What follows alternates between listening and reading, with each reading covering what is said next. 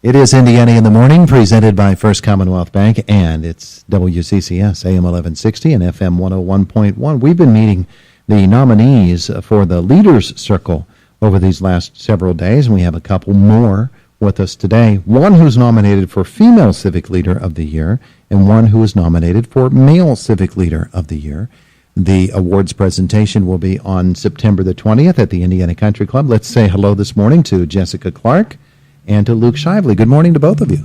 Morning, Todd. Hi, Todd. It's good to have you both with us. Jess, we've had you on before. Yes. And in fact, we're scheduled to have you on a little bit later this month, aren't we? Yes, or is it yes. next month? September 27th. Okay. Yeah. Okay. So we have time. We do. We have a couple weeks left. Yeah. A whole month. Yeah, I know. It's going to go quickly, though. Yeah, it will. It will. When you get to this time of the year, it really does. Male Civic Leader of the Year, Female Civic Leader of the Year. Luke, you were nominated by A New Home Health. Male Civic Leader of the Year is certainly an all-encompassing type of thing, but it really focuses upon volunteerism. What are some of those volunteer organizations and efforts that you are involved in? Well, Todd, as far as volunteering goes, one of the places I'm most involved would be with the Alice Paul House. Mm-hmm. I've helped with some of their Bark Against Violence events. I've also helped with Four-Footed Friends, manual labor type things like helping them get fencing that was donated, things of that nature, you know. And it's kind of interesting that you're somebody who actually provides physical labor, because sometimes we think of volunteerism and we think, okay, I got to write a check, which is wonderful that folks are there who can write the checks. But it also takes somebody there to provide some muscle and some work, some actual work, and to begin involved in that is a very good thing. Well, and I would attribute that, Todd, to the fact that I work at a moving and storage company, McNaughton Brothers, here locally, and what we do is very labor-intensive. So I guess it just kind of goes hand in hand that I get drug into labor-intensive volunteer opportunities. People said we need somebody with a strong back. And trucks. You have all the qualifications. I have exactly what they need for manual labor volunteer opportunities. But the issues with which you're involved, Alice Paul House, of course, is something that's close to everybody's heart. I know it is for you as well, yes. Jessica. Yeah. Alice Paul House is an issue that has to do with family, with women and children especially. And to be able to reach out and to help people in that way is a very special thing. And I'm sure that you do it because you see the need. Well, unfortunately, yes, there is a need here in the county for that. Mm-hmm. To a certain extent, it's something that probably we need more capacity to serve. I mean, the Alice Paul House does an excellent job. To my knowledge, they're one of the few organizations that we have around here that does that. So any support that we can give them, any effort we can make to help them serve the need in this county is very important, in my opinion. Yeah, and you're an animal guy too, huh? I am, as long as they're other people's animals. I don't have a pet personally, but I do like animals. Yeah.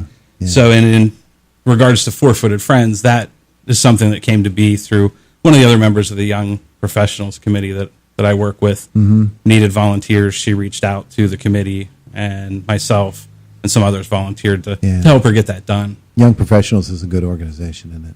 It is. It serves a need in the county for younger, upcoming professionals to become engaged in the business community, get more networking opportunities, and slowly step into the roles of leadership that they will eventually occupy in the future. And there's a lot of new directions that the new chairperson and the chamber want to go with it that I think are very positive and will be very helpful to the upcoming leadership of the county. Good. That's wonderful. Jessica Clark, the Care Center of Indiana County, is one of those organizations that I think that we now have a better grip on the issues involving children, especially in Indiana County, and it's organizations such as yours that do that. It's a wonderfully organized group. We are. The Care Center, if you don't know about it, is an organization. We're a children's advocacy center, and we serve children who have been affected by sexual or physical abuse.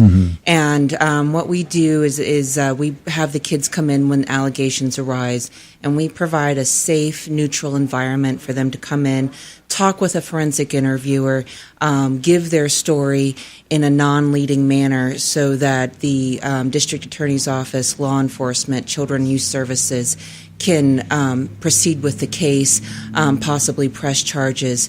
And the other opportunity that it provides is to get the much-needed services for that child. We work very closely with Alice Paul House and the Community Guidance Center to get the kids and their families the support services that they need. As is the case with practically everybody, Yes. walls can go up very quickly when there has been harm done.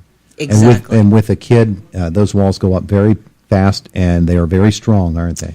They are, and so we do our best when the kids come in to make it a child-friendly environment, to let them know that they're not in trouble, to let them know that they've done nothing wrong, because a lot of kids, tend to think that it's their fault. So we work very hard to make sure that these kids know that they are not in trouble in the least bit, and we just want to hear what their story is. Yeah, and hearing that story can be a very difficult thing. It takes special people to do what you and the folks at the Care Center do. Absolutely. We have specially trained forensic interviewers that get very intensive training. They get the highest level of training in the United States from the National Children's Advocacy Center, and we make sure that any child in Indiana County that has allegations can come in and talk to some of the best, what I feel are some of the best forensic interviewers in the state. And by forensic interview, that implies that this is something then that moves forward into the legal system, into the criminal justice system. Absolutely. The interview is recorded, and it is used as the baseline for the investigation. The law enforcement, state police, local police, borough police, whoever is in charge of the investigation, use that recording for their investigation. If they press charges and they go on through the judicial system, then the district attorney's office uses it for their case. I'm sure that there are success stories. It's just much more difficult to maybe get a grip on them because the definition of success in a case such as this is going to be I don't know, not what we think of as a happy ending is not going to happen in this case. No, and sometimes you have to measure success. It can be very small. No victory. You have to celebrate all the victories. And with the kids, if they come in and tell their story, even if it doesn't go through the judicial system, we get the support services that kid needs. Yeah. We'll get them, we work with Alice Paul House to get them counseling. We'll work with Community Guidance Center to get them mental health services, Indiana County Children and Youth Services to make sure that they're safe in their home. So sometimes the victories are just making sure that doesn't happen again to that child. I'm glad you were able to find out where I was aiming with that question because Yes. I wasn't quite sure myself. Jessica Clark is with us. She's a nominee for the Female Civic Leader of the Year, nominated by the Department of Health and Human Services. Correct. Actually, I was nominated by the Health and Human Services Subcommittee, and this is a complete departure from my day job. We are a group, we've been around in Indiana County pretty much since 9/11. We were formed after the 9/11 attacks, and our purpose is to organize all of the health and human service agencies in Indiana County to be prepared for a disaster. So we've been around for, I think it's going on 15, 16 years now. We've done a lot of excellent work in the county. Our biggest projects are the pod exercises, if you're not familiar with those. Oh, yeah. Yeah. That is where we practice dispensing medications out to the county. So every fall, when you're used to seeing the free flu shots, the free flu clinics, we'll have them set up at different points in the county. We do a north spot, a central spot usually in Indiana, and then a spot usually in the south in Blairsville, so we can cover all of the population. And we dispense free flu shots to the public. Anybody who wants to come through can get one. And the whole point of doing this exercise is to test our first responders and our capacity to respond to a disaster and how quickly we can get out medications to the public in times of a terrorist attack or a disaster. So you end up doing a tremendous act of service in the dispensation of the flu shots. At the same time, you get a chance to practice for the time when something like what's happening down in Houston happens around here. Absolutely. It's a win-win for the county. Yeah. The people get a free service, and we get to practice. And we've done this very successfully 5 or 6 times now. This was originally the brainchild of Danny Sacco. I can't take credit for that. He was the one who instigated this. And I would say that our county is very much ahead of the state in practicing this because not many counties have the system that we do. Jessica, Clark, Luke Shively, congratulations on your nominations. I'm sure that like all of the other nominees, you say somebody else is more deserving than I.